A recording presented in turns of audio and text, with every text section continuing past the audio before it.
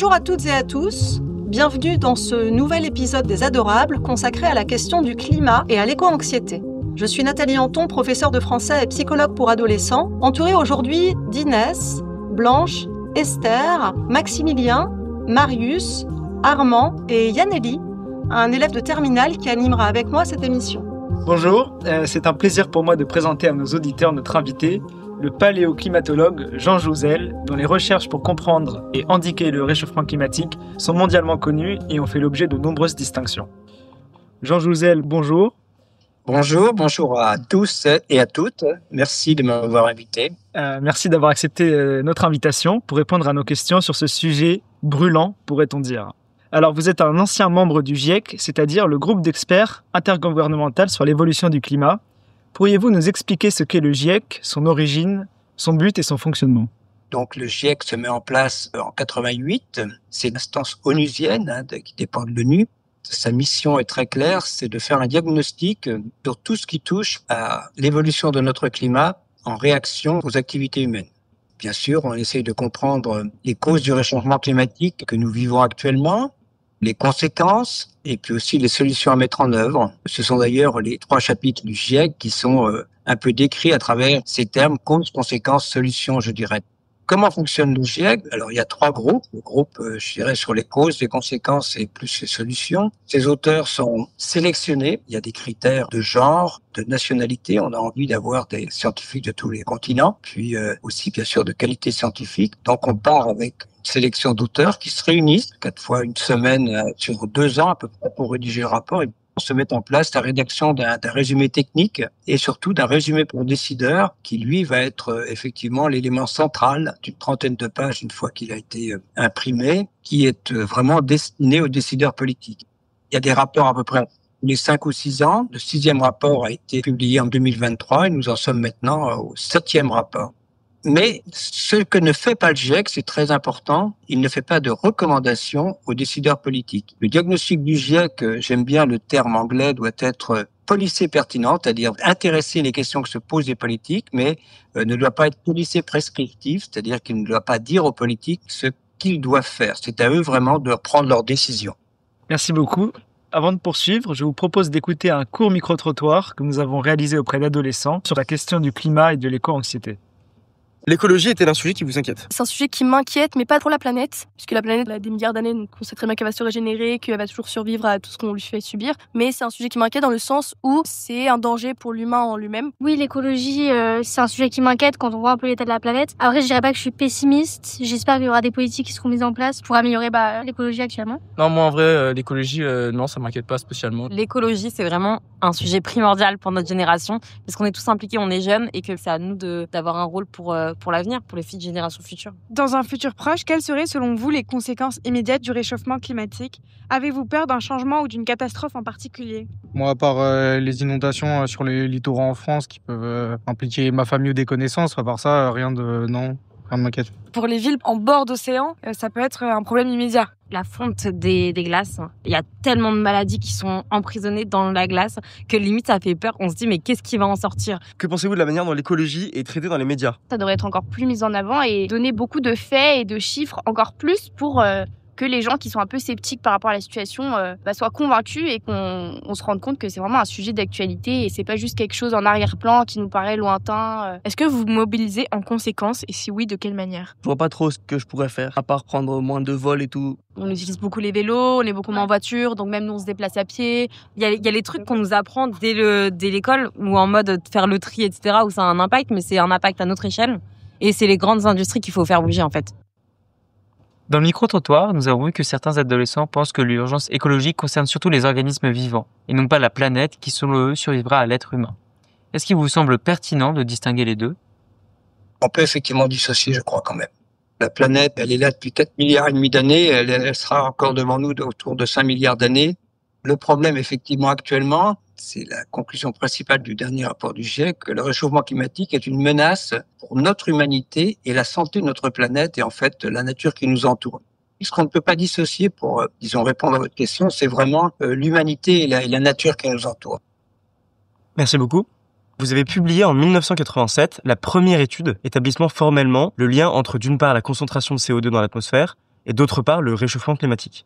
Qu'est-ce qui a permis ce rapprochement et dans quel contexte a-t-il été réalisé ? Le contexte, voilà, c'est grâce à des forages glaciaires qu'avec mon collègue Claude Lorius, on a eu accès à des carottes de glace forées par les soviétiques à Vostok, qui est le point le plus froid du globe. On avait accès à l'époque à plus de 2 km de glace et qui couvrait 150 000 ans, c'est-à-dire un cycle glaciaire interglaciaire complet. Et mes collègues grenoblois, ils ont été les premiers capables d'analyser la combustion de l'atmosphère en extrayant des petites bulles d'air de ces glaces. Donc on avait à la fois, pour la première fois, effectivement, disons, la variation du climat sur un cycle glaciaire interglaciaire complet et la variation de la combustion de l'atmosphère. Et on voit de façon très claire que les deux vont main dans la main, c'est-à-dire qu'en période glaciaire, il y a moins de gaz carbonique, donc moins de gaz à effet de serre, qu'en période chaude, période interglaciaire. Et ces enregistrements ont été étendus à 400 000 ans, puis à 800 000 ans. Et actuellement, mes collègues travaillent sur des carottes qui couvrent plus d'1 million d'années. Et disons, tout le long de ces carottages, eh bien, on revoit ce lien très fort entre climat et effet de serre. En quoi le réchauffement climatique aujourd'hui est-il différent des alternances des périodes glaciaires et interglaciaires dont vous parliez, qui ont touché la Terre pendant des milliers d'années et qui étaient indépendantes de l'action humaine ? Les causes de variation du climat actuellement sont les mêmes causes fondamentalement que par rapport au climat du passé. Sauf qu'il y a des causes qui varient très très lentement. Dans le passé, les grandes causes des variations du climat, c'est la position de la Terre par rapport à son orbite, aussi la surréaction des montagnes, et puis la composition de l'atmosphère, puis la dérive des continents. Quand on regarde les échelles de temps qui vont nous intéresser, à l'échelle séculaire, par exemple, d'ici la fin du siècle, eh bien, la position de la Terre sur son orbite ne varie pratiquement pas. Les continents non plus, et on voit bien que l'augmentation du CO2 qui se poursuit, eh bien, va se traduire par un réchauffement climatique très rapide, très important, et il est aussi à l'échelle de la planète complète. Si on n'avait pas de changement de gaz carbonique dans l'atmosphère, la prochaine période glaciaire surviendrait dans 20 000 ans. Vous voyez, donc c'est une question d'échelle de temps. Qu'est-ce qui, dans l'activité humaine, contribue principalement à augmenter la concentration de CO2 dans l'atmosphère ? Donc oui, il y a quelques chiffres. Une année comme l'an dernier, il y en a 37 milliards de tonnes de gaz carbonique qui ont été émis par l'utilisation de notre combustible fossile. Ça reste en premier lieu le charbon, pétrole, gaz naturel. Ensuite, on ajoute 5 à 6 milliards de tonnes pour la déforestation et puis 1 à 2 milliards de tonnes pour la fabrication du ciment. Voilà, donc on a émis l'an dernier à peu près 45 milliards de tonnes de CO2, dont 80% liés à nos émissions de gaz à effet de serre. Et ensuite, on ajoute 15 milliards de tonnes pour le méthane, le protoxyde d'azote. Voilà, le méthane, les sources, ce sont les fuites, par exemple. Lorsqu'on exploite le pétrole, le gaz ou le charbon, il y a beaucoup de fuites, y compris en particulier le gaz de schiste. Il y a aussi une partie liée à l'alimentation, disons au bovin. Voilà, et puis le protoxyde d'azote, c'est largement lié à l'agriculture, c'est-à-dire que 82% des émissions d'oxyde d'azote à l'échelle planétaire sont liées aux fertilisants. Voilà, donc on a vraiment une bonne idée d'où viennent les gaz à effet de serre, de quel pays, de quel secteur d'activité. À part le réchauffement climatique, y a-t-il d'autres facteurs qui contribuent à la dégradation de la faune, de la flore, et des éléments comme la qualité des sols, de l'eau ou de l'air aujourd'hui ? Commençons par la faune, la flore. Actuellement, le réchauffement climatique est la troisième cause de perte de biodiversité. La première cause, c'est notre utilisation des terres, l'agriculture, le remembrement dans nos régions, par exemple, qui a quand même changé complètement les paysages et la biodiversité qui est attachée. Mais si on ne maîtrise pas le réchauffement climatique, c'est si on le laissait aller vers 3, 4, 5 degrés en moyenne planétaire, eh bien, pourrait devenir la première cause de perte de biodiversité parce que le réchauffement est tellement rapide que beaucoup d'espèces ont une vitesse d'adaptation inférieure à la vitesse de déplacement des zones climatiques. C'est vrai sur les continents, mais c'est vrai aussi dans l'océan. Et par exemple, ceux qui en souffrent le plus, eh bien, ce sont les récifs coralliens qui sont mis à mal et qui risquent d'être tous affectés au-delà de 2 degrés de réchauffement. Ça peut être plus indirect pour les sols, mais on voit bien que, disons, les sols souffrent de sécheresse à répétition, mais l'érosion peut être facilitée par des inondations, des pluies de plus en plus intenses également. Mais à part le réchauffement climatique, est-ce qu'il y a d'autres facteurs qui contribuent à cette dégradation ? Oui, sur les paysages, c'est quand même les activités humaines qui sont pas liées directement au climat.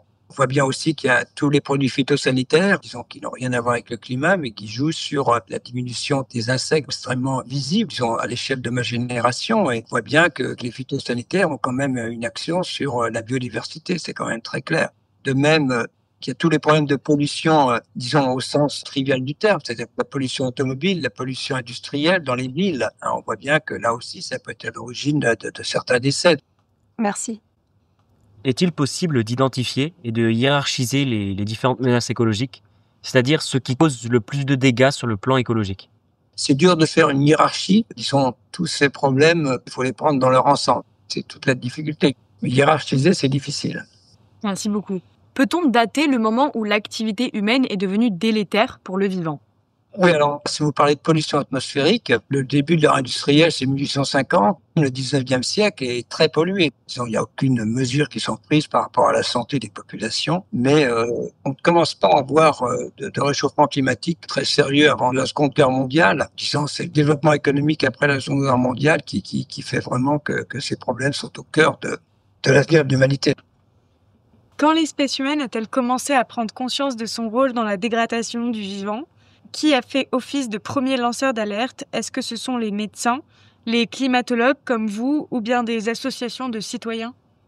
En réchauffement climatique, l'alerte est donnée après la Seconde Guerre mondiale parce qu'on commence à utiliser les premiers modèles climatiques. Disons, on regarde justement ce que deviendrait notre climat si on doublait la quantité de CO2. C'est dans les années 60 et c'est ça qui donne vraiment l'alerte puisqu'on montre, et ça se concrétise dans un rapport Charnay en 1979 qui dit clairement que si on double les quantités de gaz carbonique, on irait vers des réchauffements de 3 degrés dans la deuxième partie du XXe siècle et qu'il y aurait des conséquences importantes au niveau régional.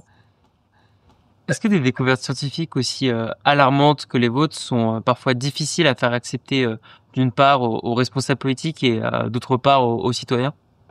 Disons, les décideurs politiques s'appuient sur nos conclusions. Si vous regardez par exemple l'accord de Paris, eh bien, il s'appuie complètement sur le 5e rapport du GIEC. Le rapport dit que nos activités sont de façon certaine à l'origine du réchauffement climatique que nous vivons aujourd'hui.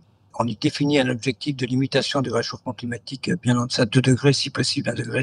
Mais le problème, c'est qu'il y a un fossé entre les textes, les objectifs affichés et la réalité. Vous parliez des accords de Paris qui ont fixé un seuil de 2 degrés à ne pas dépasser en 2100. Que signifie ce seuil et comment cette limite a-t-elle été déterminée? Dans la forme initiale de la Convention climat, en 92, au sommet de la Terre de Rio, on parle de stabiliser l'effet de serre de façon à éviter toute conséquence dangereuse du réchauffement climatique. Mais on ne donne pas de conséquences chiffrées. À partir de là, c'est une décision politique des Nations Unies, de la COP, de s'appuyer sur les conclusions du rapport du GIEC et de prendre 2 degrés comme limite des conséquences dangereuses du réchauffement climatique. Et puis les pays les plus vulnérables, eux, se disent, nous, on est déjà vulnérables s'il y a 1,5 degré, d'où cette formulation de l'accord de Paris, qui sont bien en deçà de 2 degrés, si possible 1,5 degré, parce que ça, ce sont les pays les plus vulnérables, par exemple les petites îles, qui ont souhaité que ce niveau il soit également affiché. Plus précisément, quelles seraient les conséquences si ce seuil de 2 degrés venait à être dépassé?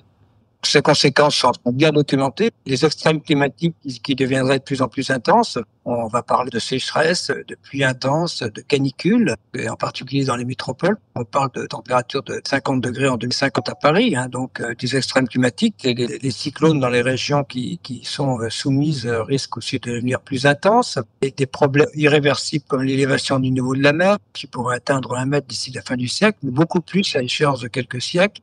Des problèmes liés aussi à l'océan. Par exemple, c'est très important le danger pour les récifs coralliens qui, au-delà de 2 degrés, devraient complètement être affectés.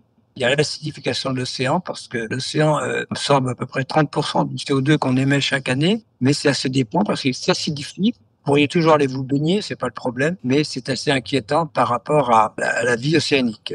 Voilà, des problèmes sur la biodiversité, des problèmes sur les populations, on va parler des migrations, on va parler de l'insécurité alimentaire, l'insécurité au sens strict du terme. Voilà, donc ça joue sur la nature qui nous entoure, et sur notre humanité. C'est ça qui est important. Et donc, c'est bien documenté. Tout ce qu'on commence à vivre aujourd'hui, à percevoir, risque vraiment de s'amplifier. Sans se limiter à 2 degrés, on pourrait s'adapter au réchauffement climatique. Le problème, c'est qu'on va déjà les dépasser certainement d'ici 2050. Et on voit bien que déjà, on a un peu plus de 1 degré. Les conséquences sont déjà, disons, perceptibles en tout cas et importantes dans certaines régions. Est-ce que les comportements individuels comme manger moins de viande, ne plus prendre l'avion ou la voiture, trier ses déchets, couper l'eau, éteindre la lumière ou la climatisation ont réellement un impact sur le changement climatique? Alors, il faut partir des chiffres. Se loger, se nourrir, se déplacer, c'est votre vie de tous les jours, à vous et à moi, c'est les 2 tiers des émissions en France. Donc, prendre l'avion ou pas prendre l'avion, ça change tout, c'est très clair. L'alimentation joue également, la mobilité, aussi bien se loger. Donc oui, les petits gestes ont une importance, mais les petits gestes ont aussi une limite. C'est-à-dire que individuellement, il y a une estimation faite par Jean-Marc Jancovici, disant que même si tout le monde était extrêmement attentif, ça ne jouerait que sur 30 ou 40% de la partie de ses émissions. Une source de découragement concerne le flou sur l'impact réel des actions écologiques menées individuellement. En effet, une action vertueuse prise isolément peut se révéler néfaste si on l'inclut dans une perspective plus large. Je vous donne un exemple simple. Lorsqu'on achète une voiture électrique, on espère réduire notre impact carbone, alors qu'au final, par exemple, les batteries au lithium utilisées finissent par polluer. Donc comment mesurer nos actions et être sûr qu'elles ne soient pas inutiles, voire contre-productives? D'abord, ne pas aller sur les réseaux sociaux qui disent des choses fausses. La voiture électrique, c'est un gain d'un facteur 5 à 6 par rapport aux émissions de gaz à effet de serre en France. Il y a surtout des avantages à la voiture électrique. Malheureusement, il faut effectivement des batteries qui n'utilisent pas des matériaux qui sont très difficiles d'accès. Et l'objectif de la recherche, j'espère que certains d'entre vous se dirigeront vers la recherche, c'est justement de faire des batteries qui s'appuient sur des matériaux qui sont plus facilement accessibles. Et il ne faut pas remettre en cause la voiture électrique par rapport à ce qu'on lit sur les batteries. Le renouvelable est attaqué de tous les côtés à travers d'arguments qui sont généralement faux. Quelles sont les sources les plus fiables et accessibles auxquelles les jeunes peuvent se référer? On a des rapports du GIEC qui sont publiés, même simplifiés par l'Office de Climate Education. Vous avez à disposition des versions très simplifiées pour enseignants. Bon, généralement, si vous voulez aller voir les solutions, moi, je vous conseille, disons, les sources de l'ADEME, qui sont extrêmement intéressantes. Moi, j'ai participé à la Convention citoyenne sur le climat. Allez voir ce qu'ont publié les citoyens, les 150 citoyens, leurs propositions. C'est vraiment encourageant. Malheureusement, elle n'a pas été mise suffisamment en valeur. Et il y a aussi dans les textes une politique nationale ambitieuse qui est bien décrite sur le secrétariat général de la planification écologique. Donc, il y a vraiment des sources, c'est très, très bien documenté. Voilà. Quelles sont, selon vous, les mesures indispensables et indiscutables que nous, les adolescents, devons prendre pour agir contre ce processus de destruction du vivant? Et est-ce que cela implique que les jeunes se résignent à vivre moins libres et insouciants que leurs aînés? Ça sera très dur d'atteindre la neutralité carbone en 2050, même si c'est affiché par une centaine de pays. Donc, on est plutôt parti, disons, vers 3 degrés que vers 1,5 degré ou 2 degrés. Mais d'abord, cette transition, il faut la faire. Elle est porteuse de beaucoup d'espoir. Disons, si on réussit à se passer des combustibles fossiles, ces combustibles fossiles sont source de pollution, aussi bien de pollution sonore et de pollution urbaine. Mais cette transition est porteuse de beaucoup d'innovation, de recherche, et pour votre génération, c'est assez formidable. Je pense que si vous la réussissez, comme vous la réussirez, j'espère, eh bien, c'est aussi une meilleure qualité de vie. C'est très clair pour moi. Et c'est aussi, disons, les 3 mots-clés de cette transition, ce sont ceux de solidarité internationale, c'est-à-dire que c'est quand même synonyme d'un monde apaisé, mais malheureusement, on en est loin. C'est aussi une diminution des inégalités, parce que le réchauffement climatique sera source d'accroissement des inégalités. Mais c'est aussi, je dirais, les problèmes d'équité, de sobriété qui devraient être au cœur de cette transition. Mais il ne faut pas en avoir peur, au contraire, il faut se l'approprier. C'est ce que je vous encourage à faire. Les élèves, avant de poursuivre avec Jean Jouzel, je vais vous poser à mon tour quelques questions. Quand vous imaginez votre vie future, est-ce que les catastrophes climatiques en font partie et vous sentez-vous par conséquent anxieux? Pour ma part, il y a pas mal d'informations qui concernent le réchauffement climatique que je trouve sur les réseaux sociaux. Et c'est vrai que la plupart des informations, elles sont très anxiogènes, elles sont très négatives. Il n'y a pas vraiment de message d'espoir qui est transmis sur les réseaux sociaux. On voit souvent que c'est irréversible, que nous, on ne peut rien faire. Donc c'est vrai que je suis assez anxieux sur ce sujet. C'est vrai que depuis quelques mois, quelques années, je commence à douter de plus en plus de ma volonté d'avoir des enfants pour principalement 2 raisons. D'abord parce que je suis pas sûr de vouloir les faire grandir dans un monde de plus en plus rempli de catastrophes climatiques partout. On voit qu'aujourd'hui ça touche pas forcément notre quotidien en France où globalement le climat reste encore vivable, mais à terme ça pourrait être amené à nous impacter très durement et très régulièrement. Voilà, est-ce qu'on a envie d'avoir encore de plus en plus de personnes sur cette planète? Est-ce que c'est responsable? Est-ce qu'il faut savoir aussi faire la part des choses à un moment? Je sais pas, je suis plutôt assez pessimiste à l'idée d'avoir des enfants et de leur laisser une planète aussi détruite. La question de l'écologie est un sujet qui vous préoccupe, mais est-ce que vous en parlez fréquemment avec vos amis et vos parents? Et êtes-vous prêt à renoncer à certains plaisirs et à certaines libertés au nom même de l'écologie? La question de l'écologie, c'est un sujet qui évidemment nous préoccupe au quotidien, mais je dirais que j'en parle de manière assez globale, c'est-à-dire que Avec mes parents, on commande souvent les dernières politiques environnementales nationales, ce qu'a fait Donald Trump au sujet de l'écologie, mais c'est assez rare qu'on évoque des mesures que nous, on a faites, peut-être parce qu'on estime que justement, à l'échelle individuelle, nos agissements sont vains, pour limiter à l'échelle individuelle le réchauffement climatique. Alors c'est vrai que le sujet de l'écologie et notamment du réchauffement climatique, c'est un sujet qui est au cœur de notre quotidien et de notre éducation depuis le plus jeune âge, notamment avec les thèmes étudiés dans les différentes spécialités. Mais c'est pas un sujet qui revient fréquemment dans les discussions que je peux avoir avec mon entourage, que ce soit la famille ou les amis. Pourtant, j'ai pas forcément l'impression que ce silence autour du sujet diminue mon engagement ou l'intérêt que je peux porter à la question. J'essaie quand même de consommer plus responsablement, c'est-à-dire éviter de consommer des marques qui participent à la fast fashion, en utilisant différents moyens, par exemple éviter de trop être influencé par toutes les tendances et du coup plutôt essayer de consommer des pièces parfois un peu plus chères mais qui vont durer plusieurs saisons, ou alors sur des sites de revente où certains utilisateurs revendent leurs pièces. J'ai eu l'occasion de revendre les 3/4 des anciens vêtements que j'avais. J'ai appris un peu à réguler ma consommation. Du coup, je trouve ça quand même très pratique. Moi, à contrario, pour la première réponse, j'ai l'impression qu'avec mes proches, donc ma famille et mes amis, l'écologie, c'est quand même un sujet dont on parle. Par exemple, avec mes amis, j'essaie de les sensibiliser. Récemment, il a fait beau, donc on a eu l'occasion de manger à l'extérieur. Et rien que le sujet des emballages, ça commence un peu à les énerver que je leur rappelle à chaque fois dans quelle poubelle les jeter. Et avec mes parents, on a l'occasion d'en parler fréquemment quand il y a des crises, si je puis dire. Par exemple, là, avec la réélection de Donald Trump, on en a beaucoup parlé avec la sortie des accords de Paris. Du coup, c'est quand même un sujet qui est présent au quotidien. Et ensuite, pour ce qui est de se limiter, nous, on doit manger de la viande rouge une fois par semaine ou une fois toutes les 2 semaines à peu près. Et ça peut sembler beaucoup, mais je crois que c'est un peu le principe d'être flexitarien, c'est-à-dire qu'on essaie d'en manger moins, mais mieux. C'est-à-dire que absolument tous les produits que mes parents achètent viennent de France pour éviter les produits qu'on fait 3/4 du monde avant d'arriver ici. Et enfin, il nous est arrivé, au lieu de prendre l'avion pour partir dans le sud l'été, de prendre le train de nuit. Les élèves, je vous propose de poser 2 dernières questions à Jean Jouzel. Pensez-vous que le traitement du dérèglement climatique par les médias brouille le message qui devrait être délivré aux jeunes? Banalise-t-il cette question ou au contraire exacerbe-t-il l'anxiété? Donc ça dépend des médias, ça. Si vous lisez Le Monde, c'est très bien, ou d'autres journaux de qualité, c'est normalement très bien documenté. Bon, si vous allez sur CNews, c'est pas pareil, soyons clairs. Là où on a vraiment des interrogations, c'est les réseaux sociaux, parce que sur les réseaux sociaux, on peut mettre n'importe quoi, y compris ce qu'on a entendu sur les véhicules électriques. Donc pour moi, la vraie difficulté, ce sont pas les médias conventionnels, mais ce sont effectivement les réseaux sociaux au sens large, où là, les climato-sceptiques essayent de s'imposer. Et je vous invite à la prudence, à travers des fake news, à travers, disons, remettre en cause la réalité du réchauffement climatique ou son lien avec les activités humaines, ne s'appuie pas sur la réalité scientifique, c'est très clair. Vous nous parlez donc des climato-sceptiques. Quels sont leurs principaux arguments et comment faire pour les contrer? Globalement, il y a une relativisation de la science actuellement qui est un peu effrayante, y compris du côté de Donald Trump. C'est assez incroyable. Aujourd'hui, on apprend qu'il souhaite interdire la liberté dans les publications scientifiques. Donc, c'est quand même quelque chose qui interroge.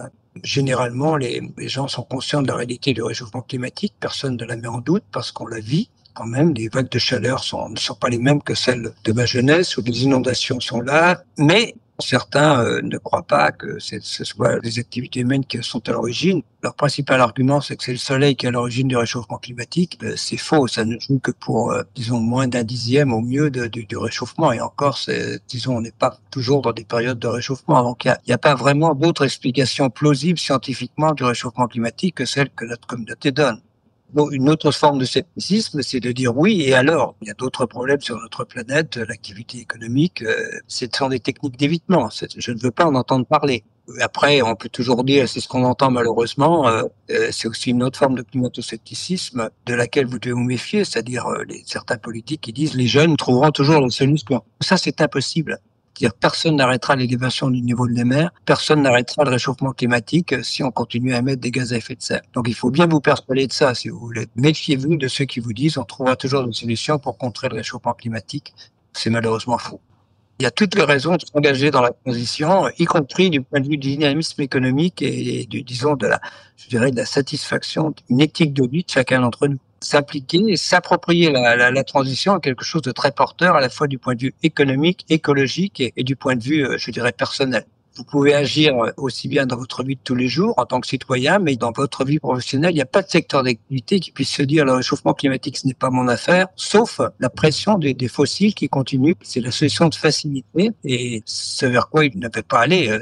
Il faut absolument produire de l'énergie sans émission de gaz à effet de serre. On a des moyens de produire de l'énergie, soit les renouvelables, soit dans les pays qui l'acceptent, le nucléaire. Donc ça, c'est possible. C'est aussi l'objet de beaucoup de recherches, de travaux. C'est des innovations, disons, dans différents domaines. Ça peut être des innovations dans le bâtiment, dans les matériaux, des innovations dans la mobilité, des innovations pas simplement technologiques, sociétales aussi, disons, sur le mode de fonctionnement de la société. Ça interroge vraiment complètement le mode de fonctionnement de la société. Voilà, et si on réalise cette transition, c'est plutôt une qualité de vie qui est au rendez-vous, je le dis et je le redis. Quoi que vous fassiez, vous pourrez effectivement avoir une action dans le bon sens, je l'espère. Merci beaucoup Jean Jouzel pour votre éclairage précieux sur la question du climat et de l'éco-anxiété. Je rappelle que vous êtes paléoclimatologue et ancien membre du GIEC et vous avez coécrit un livre qui vient de sortir, Les orphelins de la planète, aux éditions Grasset. Cette émission était la dernière de l'année scolaire et nous espérons qu'elle aura aidé les auditeurs à y voir plus clair pour agir de manière responsable. Nous attendons vos commentaires sur Instagram ou sur le site de l'École alsacienne et vous donnons rendez-vous à l'année prochaine. Bel été à toutes et à tous. À l'année prochaine.